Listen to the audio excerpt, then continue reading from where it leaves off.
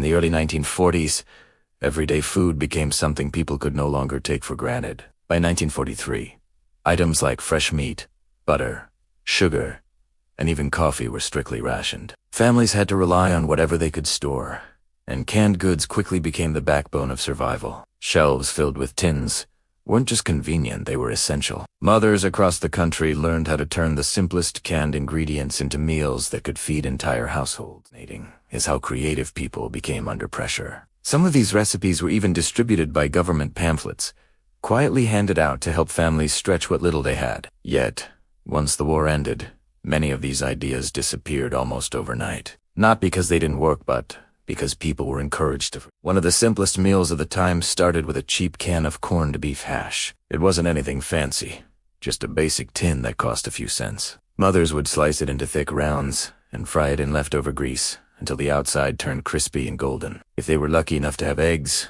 one would go on top. That combination, crispy edges, soft center, and runny yolk, became dinner for many families. It was filling, quick, and required almost nothing. Staple was creamed chipped beef on toast. Thin slices of dried beef were rinsed, then mixed into a creamy sauce made from evaporated milk. Poured over toast, it became a meal that could be served at any time of day. It wasn't glamorous, but it was dependable. Small variations appeared in different homes. Some added peas, others a bit of mustard, but the goal was always the same: make it stretch. Then there were salmon croquettes, a single can of salmon, mixed with crackers and a bit of onion, shaped into patties and fried until golden. The smell filled the kitchen, and for many, it became a lasting memory of those years. But these simple meals were only the beginning, because what people created next would sound so strange, you might not believe it actually were. As rationing tightened, people began experimenting in ways that seem almost impossible today. One of the most surprising creations from that time was something known as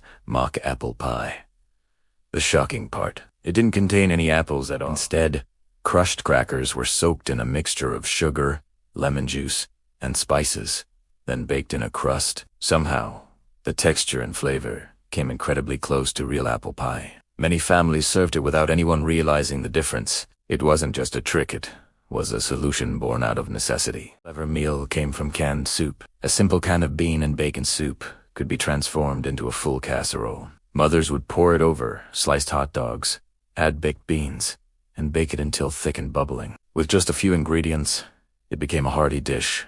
It could feed an entire family. Tuna noodle bake also became a household favorite. Combining canned tuna, noodles, and condensed soup created a creamy, satisfying meal. Topped with crushed crackers or chips for crunch, it was simple but comforting. It also eliminated the need for fresh dairy, which was often hard to find. At the same time, many families started growing their own food in what were called victory gardens. When vegetables were harvested in large amounts, they were canned for later use. During colder months, those jars turned into soups and stews. Each pot was different, depending on what was available.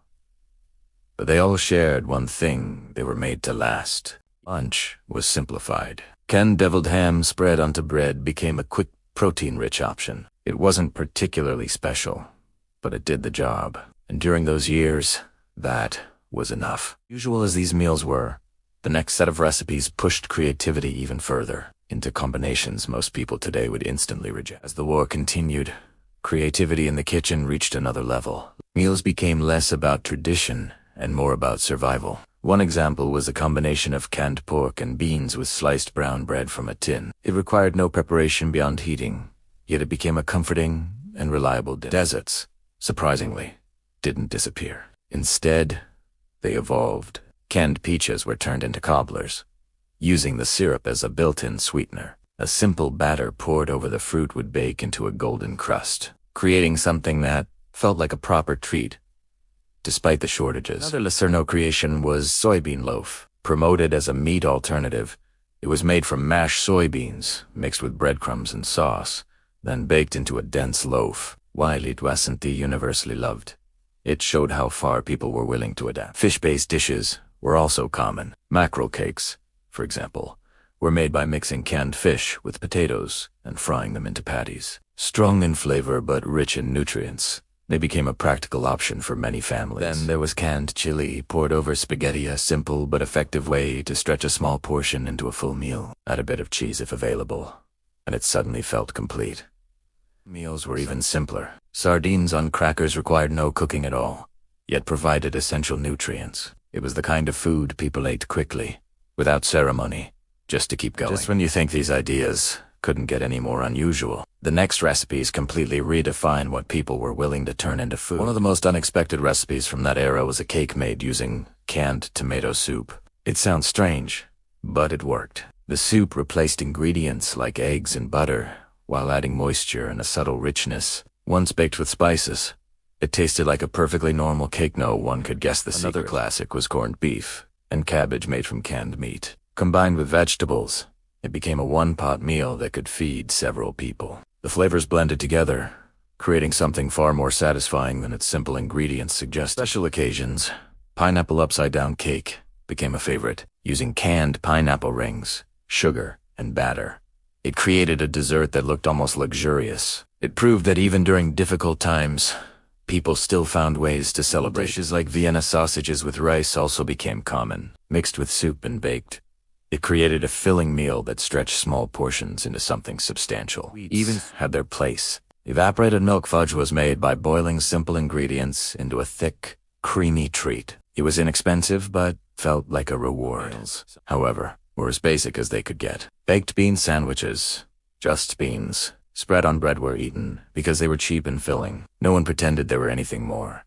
The most shocking recipe of all is still ahead. A combination so strange that most people refuse to believe it's real. Perhaps the most surprising recipe from that time was a simple bowl of tomato soup mixed with peanut butter. It sounds like a mistake, but it wasn't.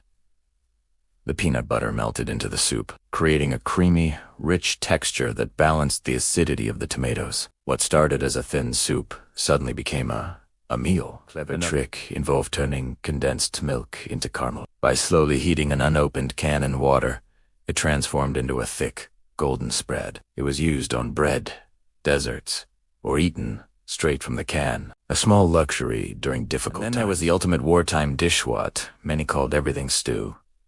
There was no recipe. Whatever cans were available, vegetables, meat, soup were poured into a pot and simmered together.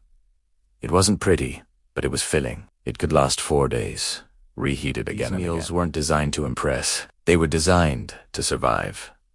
Families relied on instinct, creativity, and whatever they had on hand. Every dish told a story of resilience. War ended. Something strange happened. These recipes began to disappear. New products filled store shelves, and people were encouraged to move on. The knowledge that once kept families fed slowly faded away. Realize how powerful these forgotten recipes were. You start to wonder what else history quietly erased.